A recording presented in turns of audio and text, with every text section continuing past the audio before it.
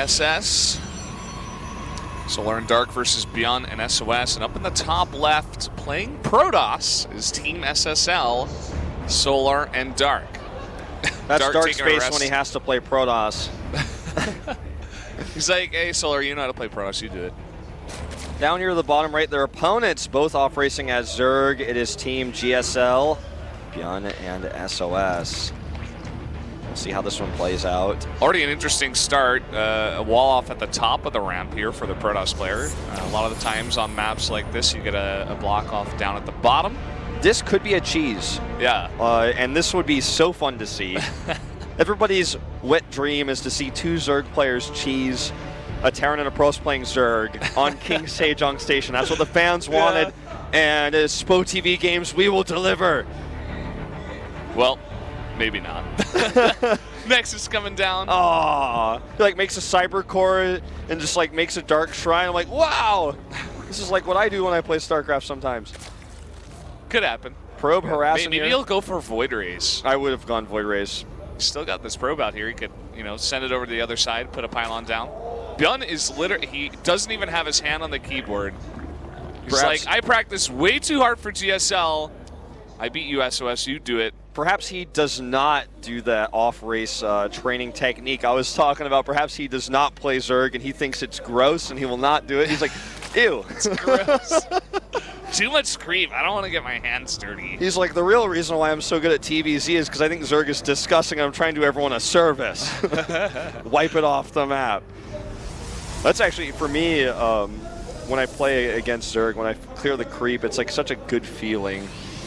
It's like when you clean your room and you're finally done, you're like, that looks much better now. That's how I feel when I kill that Zerg player's third and clear the creep. It's just sharing that personal story with you guys. Yeah, one of the more satisfying feelings of StarCraft for sure. You know, if you're playing Protoss, you get that observer out and you slowly it's like you're mopping up the floor or something and it just slowly disappears. It's a really good feeling. You get those two oracles and you were just sweeping it, man. All right, well, here comes the first adept. Of course, fast overlord speed here for Team GSL. I want to find out what, in fact, is coming. And speaking of cheese, we at least have something aggressive coming out here with the advent of this Twilight Council, 2 gateways. The amount of times that Dark and Solar have died to adept pushes, they're probably just like, let's make 1,000,000 gates and do it to them. Yeah. Specifically to SOS, so he knows how we feel. And Resonating Glaives coming up as I say that, so definitely still on the cards. Yeah, I'd say this starts to point towards a very aggressive attack. And oh man, Team GSL scouts it coming in here. And keep in mind as well, something that you would normally see from a Protoss player at this level around 345. If they're not taking the third base, they're at least having a unit over there to fake it. But because they have not, and Team GSL has checked that several times that there's no third base, they knew that this was a likely outcome. So they come in here, they scout this, and even though neither player, Byun or SOS, plays Zerg as their main race, they still understand the game at that level to know that this is definitely what is likely to come. So they come in here, confirm it, scout it, continue to... What is going on? This thing is just surviving for so long. There he goes. And that's what you can do in Archon mode, right? Because that was probably Byun just based on this camera shot, because the cameramen actually know who's playing what, because they can literally look in the booth and see. It probably means Byun was controlling that while back at home SOS is hitting every inject. He's making sure that the larva, is being utilized. He's getting a Baneling Nest for the adept push to make sure that they're safe. At the same time, Byun is probably the one setting up that Ling drop that we saw on the left side of the map, making that drop overlord right now.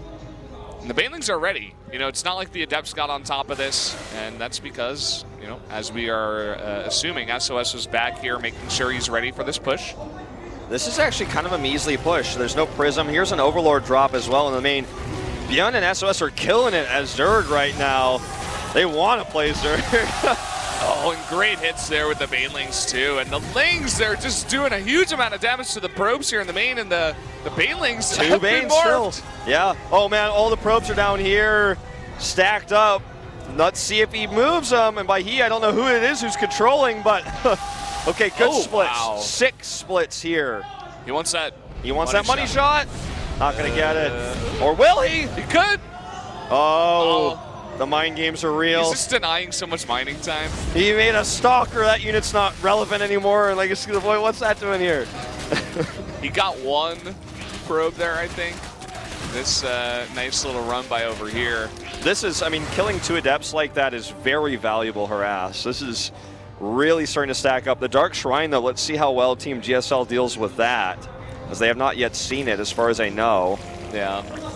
And obviously on a map like this, drops are going to be, you know, a bit more popular than, let's say, you know, Frozen Temple like we saw. But it's kind of funny that the Terran player is, you know, playing Zerg and just dropping this much, right? It's kind of like the medevac drops are coming in, and obviously the control is there as well. Yeah, you feel that Terran sort of influence on how he's deciding to harass here. Ling's coming over here. There's very few probes to find. Now, let's not forget, with the amount of Lings that they've produced here, their economy is not as strong as the Zerg would like to be at this stage of the game, with only 57 drones, no 4th base even started. So there's definitely a game where Team SSL can bounce back, because they do have that 3-base economy. They have Chronos. Here comes another Baneling drop. Looks like they might go for a Ling Hydra timing here, even with the macro hatch. It's, you know, they've already done a nice bit of damage to the Protoss, so on 3 bases like this, you can definitely get a strong push going at the 3rd base of the Protoss. Right now, Team SSL is about to try to show Beyond and SOS the true meaning of Archon mode with this Archon drop that was, you know, created because the Dark Shrine, or not the Dark Shrine, that DT was scouted. Oh man, so cute what he's trying to do. Double Archon drop, in fact. This Archon show match. He's trying to find another angle here with the Baneling drop. And here come the Archons. There's, in fact, not much defense. Ling's not the best defense against Archons, but the Hydras definitely will help. Here comes the drop. Oh, response a little bit slow here, but still good enough, while also defending the run-by at the 3rd base. Yeah. Team SSL really starting to hit their stride here as the Protoss off-racing continues. That's the thing about Archon mode. You're going to have one guy basically all the time looking at the base. So you can defend against those kinds of drops very well. It's just about the coordination of getting units over there to, in fact, defend it. Even if you do see it, you need to defend it. Okay, big warp in here. Not DTs, in fact, but just Adepts. Baneling's speed is a bit slow here for the COP they're trying to build. Definitely going to make it a little bit tougher to use these Banelings for effective harass. Let's see how well he defends this. Okay, probably Beyond here is doing the pulls. Very quick reaction on both, while also microing this Overlord. But back on the other side, they defend against it. These Adepts, where's the Prism? I don't see it. It's nowhere in sight. Looks like they will just be cleaned up. It looks like the Prism moved over to the 4th base location. Still continue to harass Overlords with Archons. Oh, man. Here we go. Another Baneling drop. Kind of a scary move there.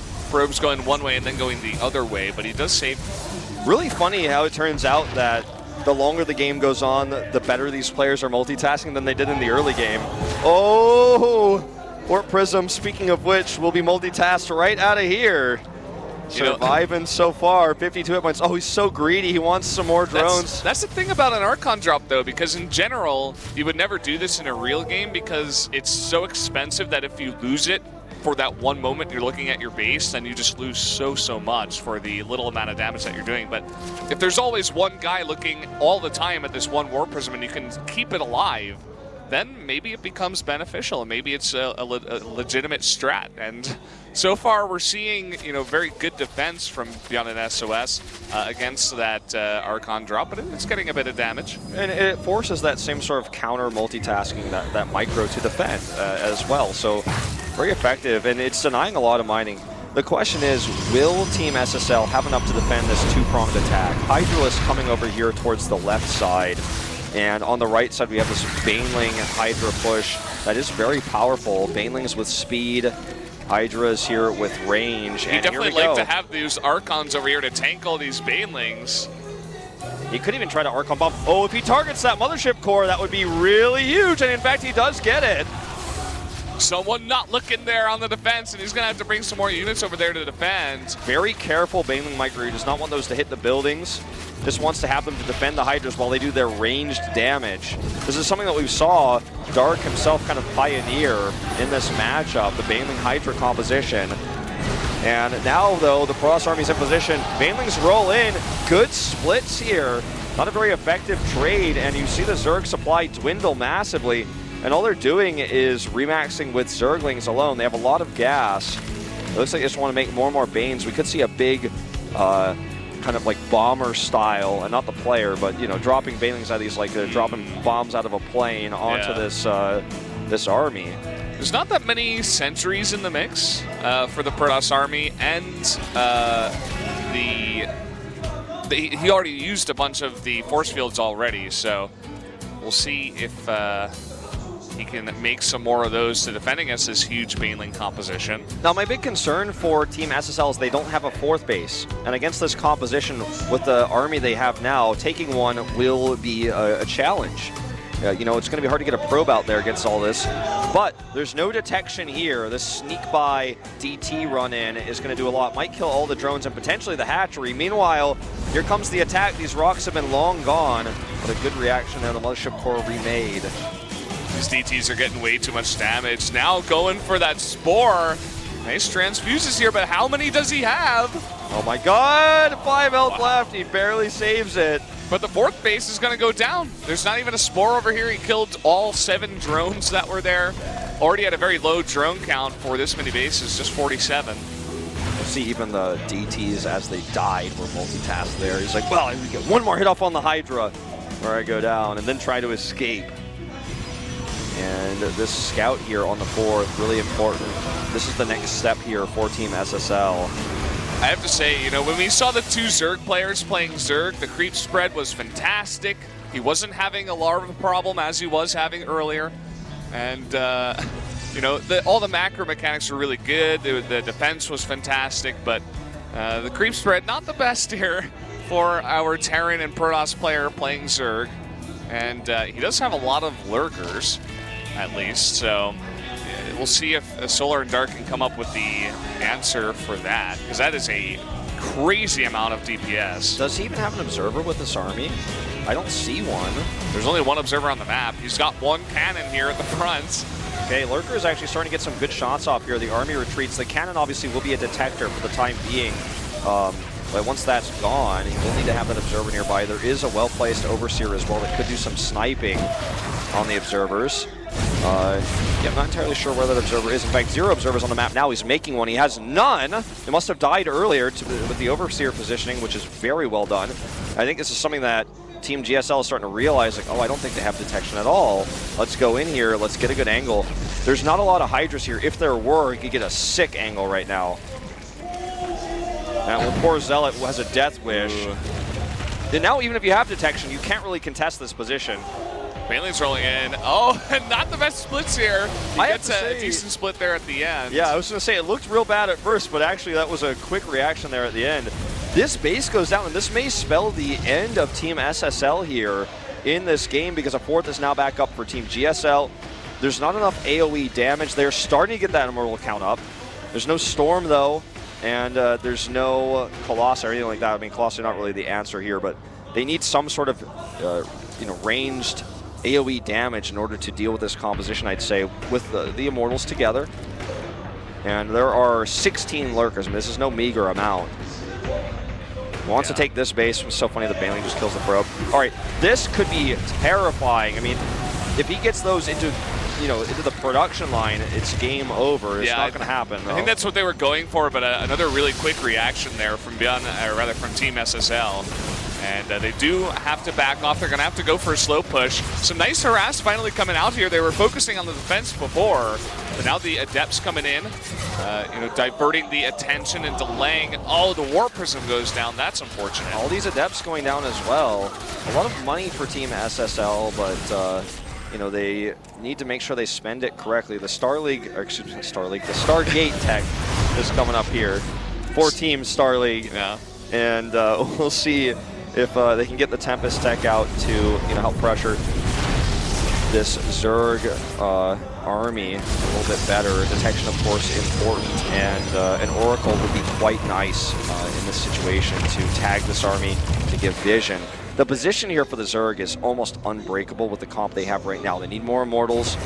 So what I do like is that SSL's team is sending adepts out for harass, because this army is like anchored outside the natural, but there's not enough, there's not much out to defend harassment. That is nice so many snipe here. Immortals that, he's got a defense against all the lurkers on the left side that he can actually just move up here and try to challenge the Hydras with good force fields. He's got some adepts for support as well. And you can see that they're trying to get that Protoss army in position to fight this one. And, some units now from the Zerg coming over to help defend. Okay, is there an observer with this army? There is at the very end at the back there. You can see that's what we want to keep an eye on. If that dies, it's basically this fight you cannot win the fight versus these lurkers. And even with it, it's going to be a challenge. You have to get the right angle. The Zerg army is chasing here. Good force fields. And it looks like Archon is going to be the AoE of choice here for Team SSL to deal with this kind of army composition. And it's not going to be easy. Obviously, the detection is one problem. The other problem is lurkers do splash damage quickly, and if you set them up in a correct arc, they do splash damage while the Hydras finish everything else that survives the first few swipes. And no matter how many Immortals you have, it's tough to engage. Now, a main Protoss player, say SOS in this situation, would probably find a way to engage, but Solar and Dark, two Zerg mains, are going to have some trouble here, it looks like. Love the pings coming out. They're both like, hey, wait, there's one lurker going. We got to defend against that. That is actually so annoying. Even just one lurker, you need a decent group of units to go over there, plus detection. Yeah, something I'm a little bit disappointed is that we don't see Beyond doing lurker drops. That would make my dreams come true. Drop lurkers on the main, start empowering those buildings, and everything goes haywire. We are going to see a drop made right now. As I mentioned that, though, we could see lurker drops in StarCraft 2. Seen it once or twice before. All right, what got picked up there? I want to know. It was a bunch of lings. I think you're right. No, it's a lurker drop! Oh my God! There we go. You called it, Wolf. That's what I wanted. It's my dream come true. Okay, he's sending that out now. Kanata's having nightmares in the booth, down on the casting desk. He's like, oh no, I've dealt with a few of these in my time. Here it comes. It's so funny to see how hard it is for Protoss to fight this army when you have 29 lurkers. This is early Legacy of the Void style. Star League Season 1, like Armani played this style in the SSL in like the first week. I know that's a name people haven't heard in a while, or even maybe some of you have never even heard before, but this is kind of how he played the matchup early on in Legacy. And it can be quite effective versus Protosses that are not experienced with dealing with it. I think that's kind of what we're seeing here. Okay, lurker drop is scouted, and he needs detection to deal with it. He sends army units back, and this Nexus will have to be canceled. It's still not cleaned up. There's no detection here in the main. Yeah, it's coming back slowly. Needs to get observer speed, realistically, to deal with that. That'd be nice. Looks like killed one. Okay, there he goes. Finally cleans that up. He's going to commit. Goes in for the A move, but the concave of lurkers is too much. Finally, Storm is done. I talked about this about 5 minutes ago, about how this is kind of going to be one of the things he needs to fight this army. When I say he, I refer to the hive mind that is Team SSL right now. A few storms go down. Not the most cost-efficient storms or energy-efficient storms, but the Zerg army continues to push in here. This base is not really mining this whole time. I mean, look at all the lurkers in the split. It's so hard even with Storm to fight against this. You're only going to be storming 2 lurkers at a time maximum. And a nice little run by over here with a bunch of Blink Stalkers diverting the attention of the Zerg team. And he's going to push him back. Oh, no cancel on this hatch either. Looks like it will be killed. Money down the drain here in this super low economy game. This next fight will probably determine which team takes the victory here. And you know what? So many Immortals. Really good for Solar and Dark. They cleaned up that huge concave, they deny another base, and they saved their base. Even more importantly, 13 more lurkers on the way, so the game is not over just yet. Putting all their eggs in the lurker basket right now, but the truth of the matter is they have 0 lurkers on the map right now. Okay, 2 just finished, it looks like. And these are morphing right here, and the Stalkers from the left side. Oh, they need to burrow these. Even if they do, there's too much Protoss right now. 17 lurkers now complete here. And oh, poor lurker nearly got crushed there. This is important that they get these lurkers over here.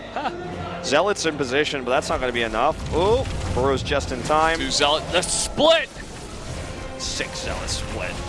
I guess it is enough. I guess it is enough, if you have those upgrades and you split. Okay, going up this ramp is going to be tough, but with a 40 army supply advantage, Maybe I'll do it. Actually, can you check the upgrades? Because it's something I haven't really been paying attention to. I imagine they're maxed, but actually not really. +3, +1 for the Protoss, and then 2/1 for ranged attack here at least. He also has +1 melee for the Zerg. Okay, so the upgrades are better for the Protoss. Obviously, with this crazy low economy game with so much harassment, it's tough to get the max. But the Protoss does have the max attack, which is why the Zealot did so well versus the Lurker before it could burrow. Just so much damage. Yeah. Look at the Zerg economy right now. He's on 37, 36 drones. He's losing more and more. He actually has one less base, actually. One fewer base here than the Protoss team. And you can see Solar and Dark are looking for that angle here to go for the attack, but lots of spines on the ramp too. Yeah, it's just a question of when you take the engagement, you want it to be perfect, because if you lose one fight, you could lose the game at this low economy state that we're in right now. I mean, the Protoss finally does recover, take that 5th base now, and given just a little bit of time here, Team SSL will have amassed such a large force that the Zerg won't be able to deal with it. But if they engage then, made a mistake, maybe Team GSL comes back. Good micro here. Oh, the transfuse. That Saddest poor queen. DT you've ever seen. Yeah. Oh, these two guys, where are you going? They wanted to go over to the Protoss team. They're like, I don't want to be with the Zerg team anymore. They were drawn to the overmind that is the 2 Zergs that are controlling the Protoss here. Oh, someone pressed the wrong Guardian Shield button. It's okay. We'll forgive you. Oh, it looks like they're going to go for it. I mean, this is a nice spread of Lurkers here, but there's just so many of these Immortals. Storms blanket the army, and that is lights out here. Looks like Team SSL is going to win game 2. The dance. They want him out. Get out of the game, GG. Gangnam style Immortals right there here in Gangnam, South Korea.